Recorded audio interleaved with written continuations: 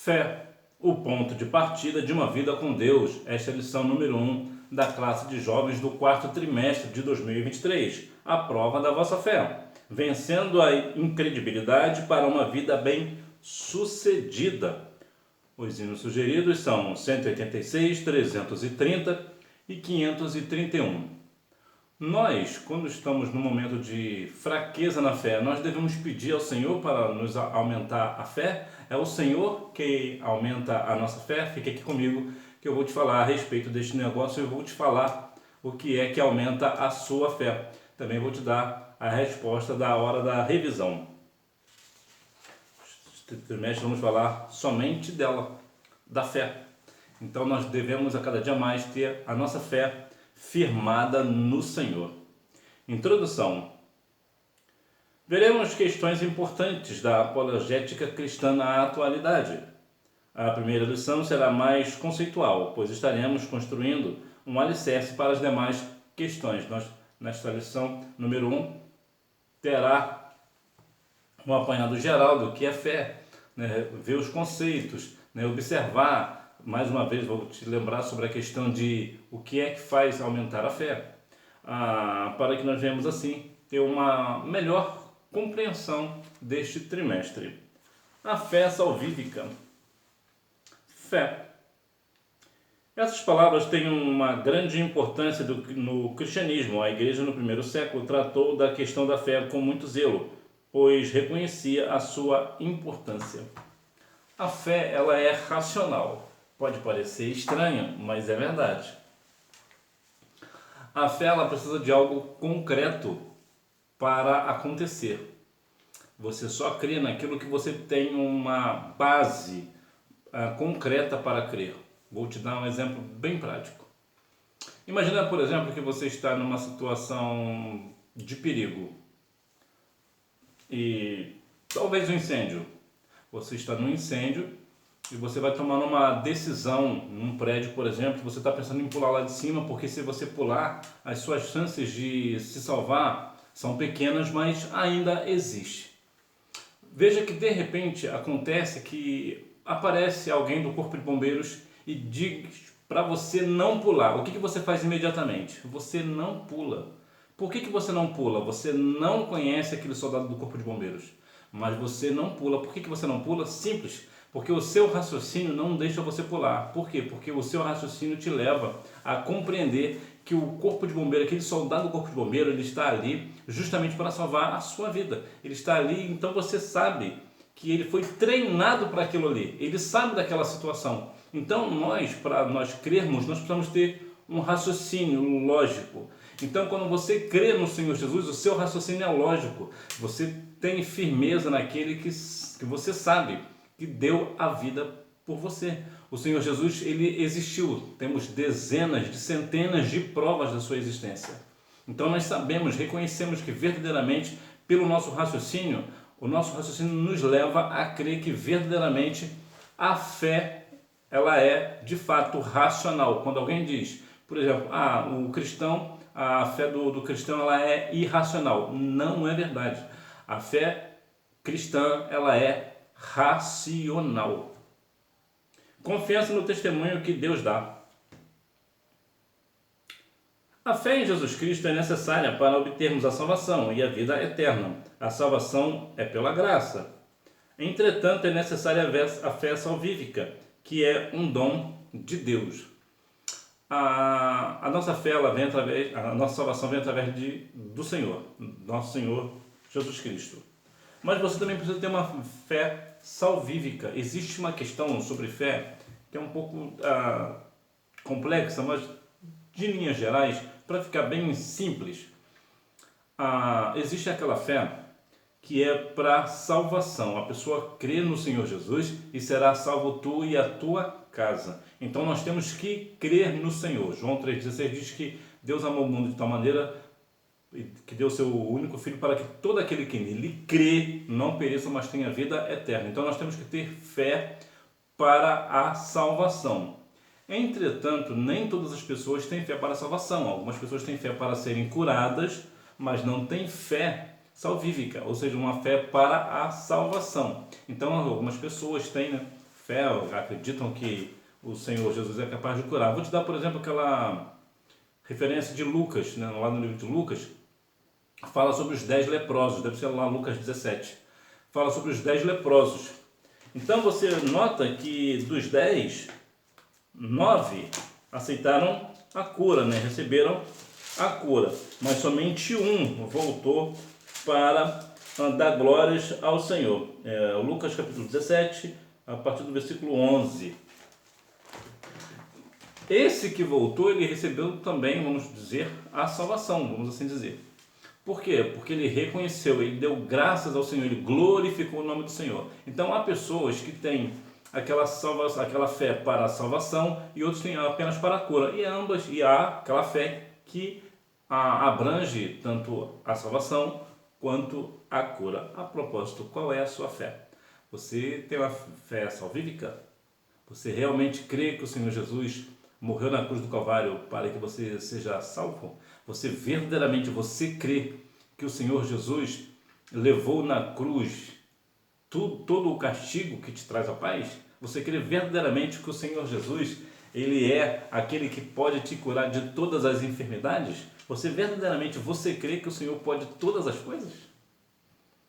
Crer mesmo não vendo. A fé e a confiança irrestrita em Deus e na sua palavra, Tomé, ao saber da ressurreição de Jesus, não acreditou. Como é que eu tenho fé no Senhor? Como é que eu sei? Quais são as questões que abrange essa questão da fé no Senhor? Por que fé no Senhor? Por que fé em Deus? Você não vê Deus, eu não vejo Deus, nós não vemos o Senhor. Então por que nós vamos crer em alguém que nós não vemos? Esta é uma fé bem complexa. Por quê? Porque quando você crê em algo que você está vendo, é uma coisa. Agora, quando você crê em algo que você não vê, é um pouco mais difícil. Você já observou, por exemplo, as crianças, assim como estão bem novinhas, quando o pai levanta os braços, ela se joga no braço do pai. Mesmo se o pai estiver no lugar baixo e a criança no lugar mais alto, ela vai se jogar nos braços do pai. Ela confia, apesar que é um instinto, a criança ainda não tem nenhum raciocínio lógico ainda, porque é muito novinha, tem 3 anos, 2 anos, mas ela se joga nos braços do pai. Assim também precisa ser a nossa fé. A nossa fé nós devemos fazer o quê? Nos jogar nos braços do nosso Pai. Quem é o nosso Pai? O Senhor, o nosso Deus. Então nós devemos nos jogar, ainda que as adversidades da vida digam o contrário. Nós devemos... Existe uma palavra que eu acho muito interessante sobre a questão de Pedro. Pedro era pescador, era um homem que vivia da pesca. E quando ele passou a noite inteira pescando e não conseguiu apanhar nada, o Senhor pediu, vamos assim dizer, né, o barco emprestado, não me empresta esse teu barco aí que vamos até ali. Ele começou a falar de dentro do barco e depois falou, vamos mais adiante. Imagina a ideia de Pedro, o pensamento de Pedro. Pedro passou a noite inteira, é um trabalho cansativo, muito cansativo e exaustivo o trabalho da pescaria. E ele permaneceu ali na presença de Jesus. Possivelmente ele queria ir para casa, estava frustrado. E o Senhor Jesus disse o que para ele depois?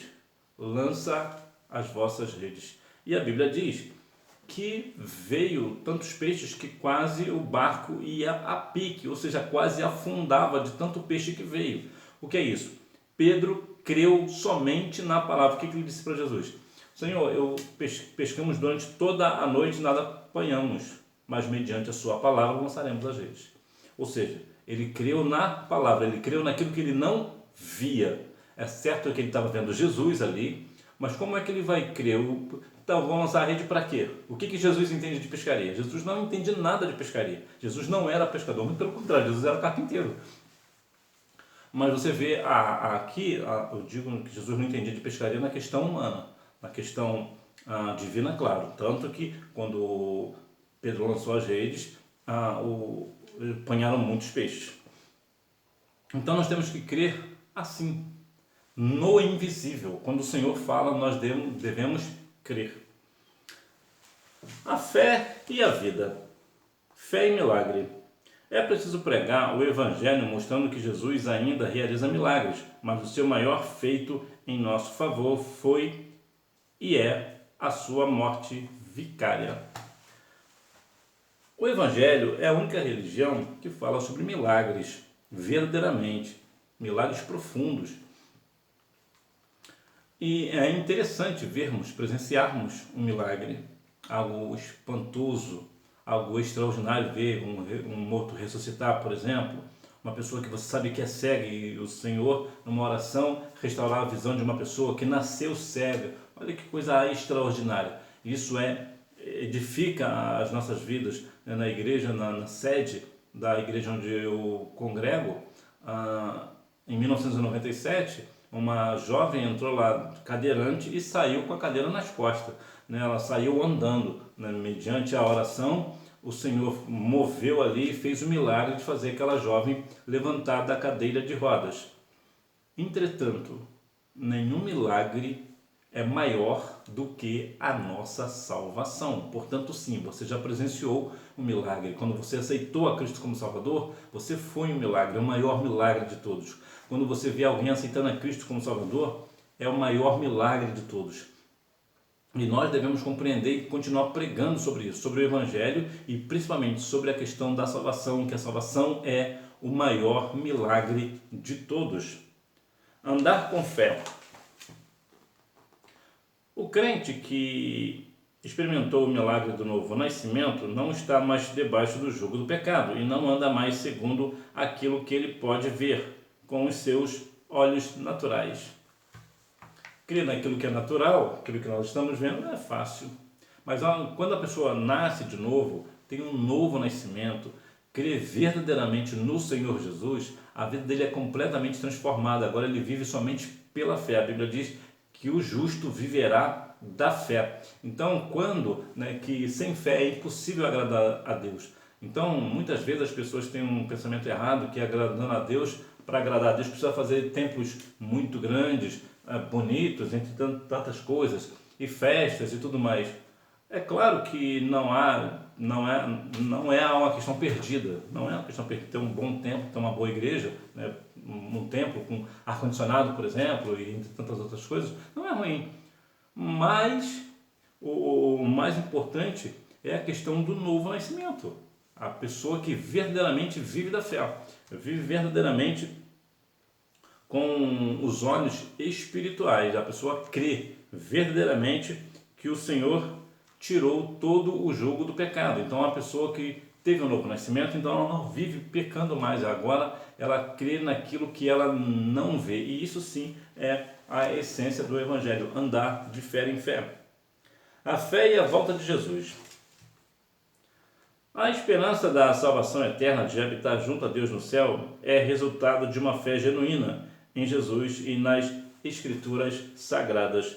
Para morar no céu de glória, nós devemos verdadeiramente ter fé no Senhor Jesus, que é através dele que vem a nossa salvação. Nós somos salvos mediante a fé em Cristo Jesus. E não somente isso, nós devemos não somente crer no Senhor, mas também aplicar a sua palavra, obedecer às Escrituras Sagradas.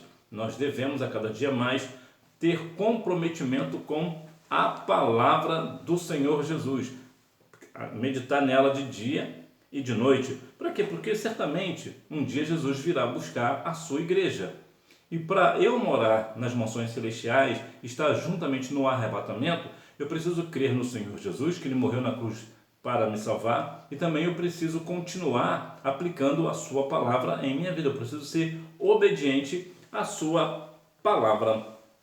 Fé, dom e fruto do Espírito Santo. A fé e os dons de curar. A declaração de fé das Assembleias de Deus define que o dom da fé se distingue da fé salvífica e da fé como o fruto do Espírito. Trata-se de uma fé especial usada no momento específico. Bom, para o crente receber os dons que estão relacionados em 1 Coríntios 12, é necessário ter fé. Para ter os dons do Espírito, né? Precisamos ter fé no Senhor. Precisamos também, no ministério terreno, nós devemos também crer no Senhor, que o Senhor Jesus fará milagres E nós devemos a cada dia mais ler, aplicar a sua palavra na nossa vida, para que nós devemos ter uma fé eficaz, fervorosa, né? Nós devemos a cada dia mais continuar crendo no Senhor. Para quê? Para que nós venhamos ter uma fé salvífica, né? Sabemos que o Senhor Jesus, Ele nos salva através do seu sacrifício na cruz do Calvário. Fé também como fruto do Espírito, né? Que é a questão de ter aquela questão de Gálatas capítulo 5, versículos 22 e 23. Porque o fruto do Espírito trata de um homem para um outro homem, né? Ou semelhante, de mim para ti, por exemplo, de você para alguém. É sempre de uma pessoa para outra pessoa. Então, esse é o fruto do Espírito. E para ter isso, para ter esse negócio, né, o fruto do Espírito, nós devemos também ter fé. E também a questão dos milagres do Senhor Jesus. Então, a nossa vida ela é somente pautada pela fé. A fé como fruto do Espírito. O saudoso pastor Antônio Gilberto definiu de forma simples, porém profunda, a questão da fé como fruto do Espírito. Ele afirma que diretamente do dom da fé, ou melhor, diferentemente do dom da fé, a fé como fruto do Espírito cresce dentro de nós. É como se fosse uma semente, né? O fruto não tem uma semente? Todo fruto tem uma semente, não é? Então, nós também, o fruto do Espírito também é assim. E onde é que nasce esse fruto do Espírito? Dentro de nós. É dentro de nós que precisa nascer. É difícil? É difícil. É bem difícil. Porque ter o fruto do Espírito, ele é partido por 9 partes. Ele é 9 partes. Está lá em Gálatas 5, 22 e 23. E ter essas qualidades é algo bem difícil, requer muito esforço. E nós devemos continuar nos esforçando justamente para ter este negócio, né? A fé como fruto do Espírito Santo. Fidelidade. A fé produz novidade de vida e fidelidade, pois o servo de Deus é fiel ao Senhor, à sua igreja, liderança e família. Fidelidade está ligada diretamente em questão de, claro, ser fiel, no caso fiel a alguém, nesse caso fiel ao Senhor. E ser fiel é uma questão que também demanda muito esforço. Então vemos aqui uma questão interessante, nós devemos ser fiel ao Senhor em primeiro lugar. Nós devemos ser fiel ao Senhor. Também devemos ser fiel justamente à sua igreja e à liderança dessa igreja. Nós devemos ser fiéis a essa liderança também. E o que mais nós devemos ser fiéis? Na nossa família. Nós devemos obedecer pai e mãe.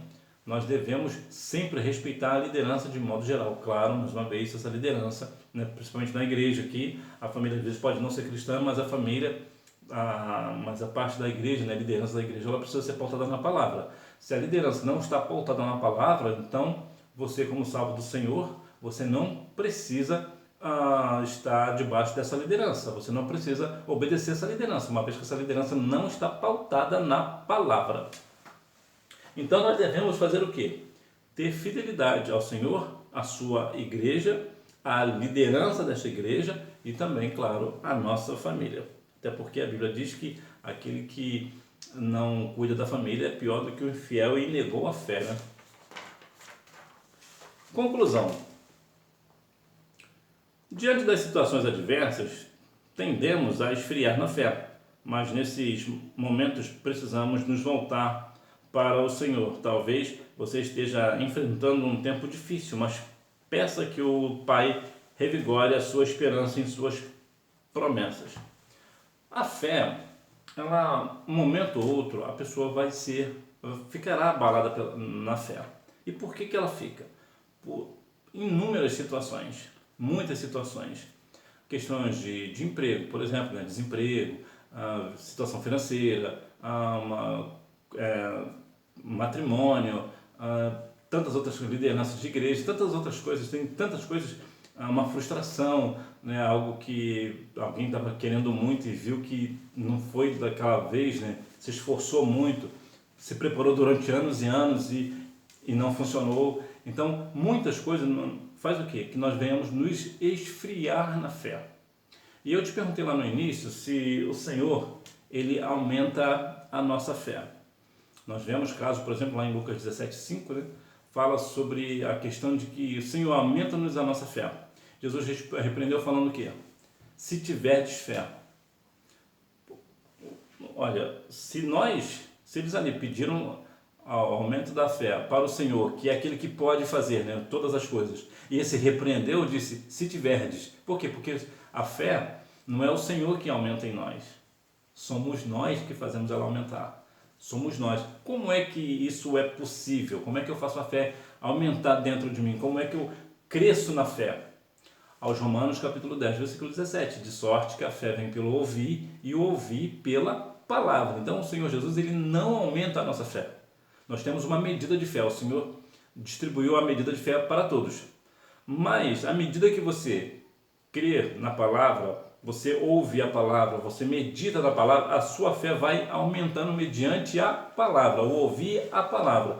Portanto, o Senhor, ele não aumenta a nossa fé. Somos nós que devemos fazer ela aumentar, assim como um grão de mostarda, né? O grão de mostarda de Israel, ele cresce tanto para cima quanto para os lados também. Ela cresce de forma aleatória, ela se alastra, né?